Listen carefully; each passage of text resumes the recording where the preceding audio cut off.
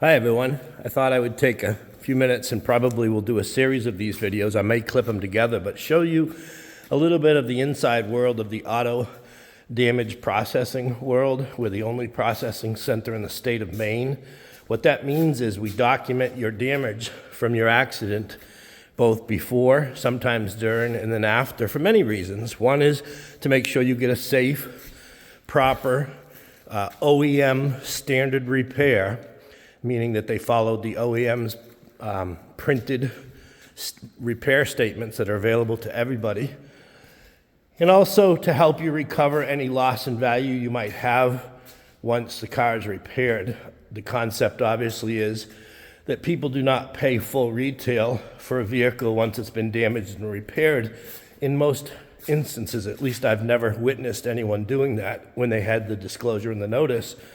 And therefore, you may be in a position where you are owed an amount of money to make up for the value you lose. Now, during these videos, I may say something that sounds like it's legal advice. I'm not an attorney. I cannot provide you legal advice, but I can provide you 40 years of hands-on experience, both in the repair world, in the documentation claims world, in the courtroom, both as an expert witness, both locally and nationally. So I can provide you with things that I've experienced and things that I've witnessed, things that I know to be a fact during those processes. So just wanted to make that clear. This particular vehicle went off the road probably about a week ago.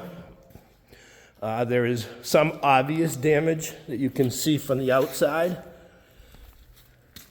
And the reason we're going to document this is to make sure that when the insurance company pays this claim to the owner of the vehicle, that they can write the initial amount of the repair as much of the damage as possible. Because what you'll hear often from an insurance company is, we can only write what we can see.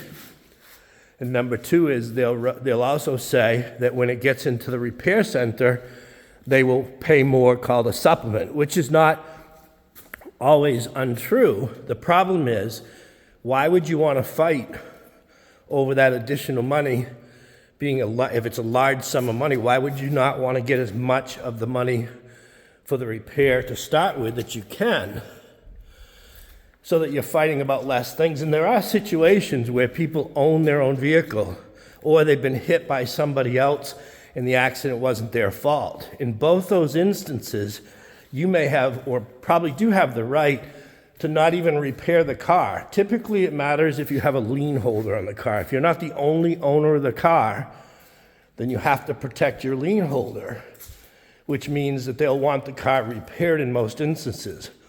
But if you own the car outright yourself, that doesn't necessarily apply to you.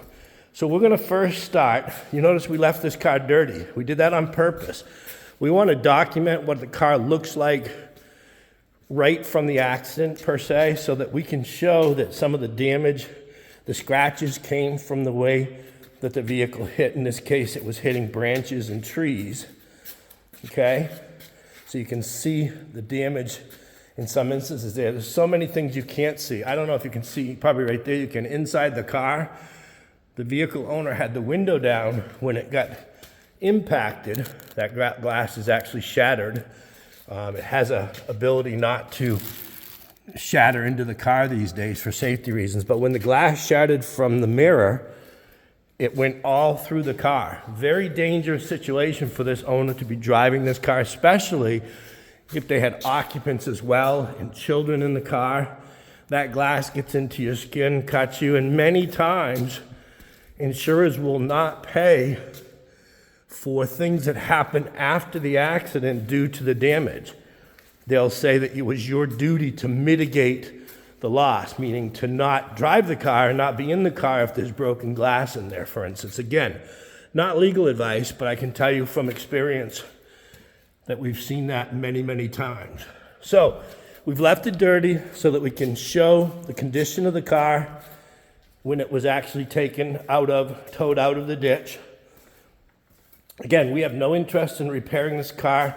We're not a body shop, collision shop. Our interest is in damage processing and documenting these things for you before, during, and after your repair so that we can help you and assist you in making sure you got a proper and safe repair, and most importantly, that you came back out of the loss of the accident, if you were a third party, what they call whole, meaning that your vehicle and you are made back to the position you were before the accident, because if it wasn't your fault, you should not suffer a financial loss. And people repairing cars will tell you, oh, we can make it just like it was. My question to you is, if this car was for sale beside another at a very reputable GM dealer, and one said it had $15,000 worth of repairs done to it in the window, which is required by disclosure, and the other said it's never been in an accident, and they had the same exact features, the same exact colors, the same exact mileage, there was nothing different except for the accident, would you pay retail for this car, or would you buy the other one? And if you bought the one that was never damaged, what would it take for you in reduced price to buy the one that had been damaged and fixed? Especially if you don't know who did the repair.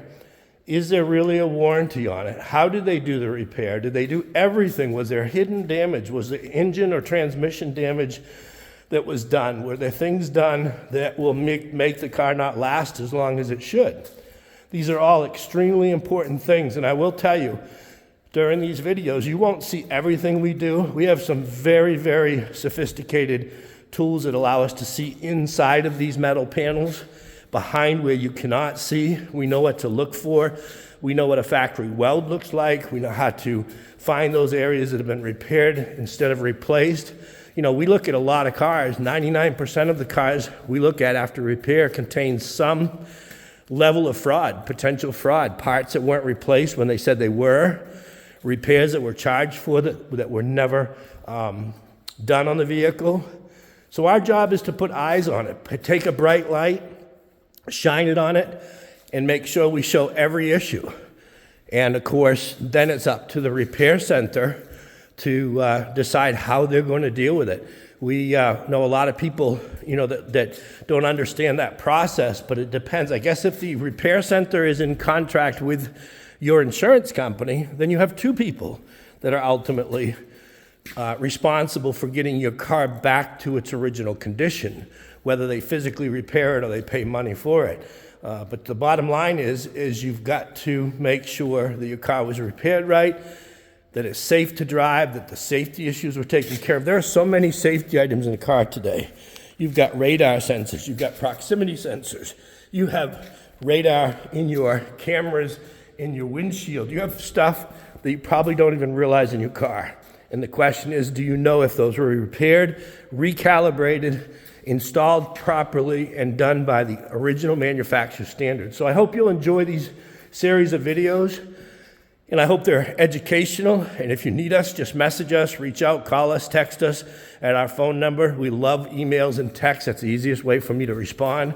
But we're here to protect the consumer. You're the only one in the claims process that doesn't have somebody on your side, the insurer that owes you the money. If you lend a stranger $10,000 and you say, look, you can pay me back anytime you want, any amount you want, will you get your $10,000 back? Many strangers might pay you back some of the money, but the reality is you're asking somebody to determine how much they owe you, your insurer. After years of paying your premium, you're asking them to determine how much they owe you for your loss. The question is, what makes them, what causes or forces them to be fair with you, honest with you, and to make sure that you're paid fully in the claim? That's just a question you got to ask. I know if you go online and search it, you'll find there's a lot of unhappy people about how their insurance companies deal with their claims. So more to come. We're going to put it up in the air so we can see what's underneath this.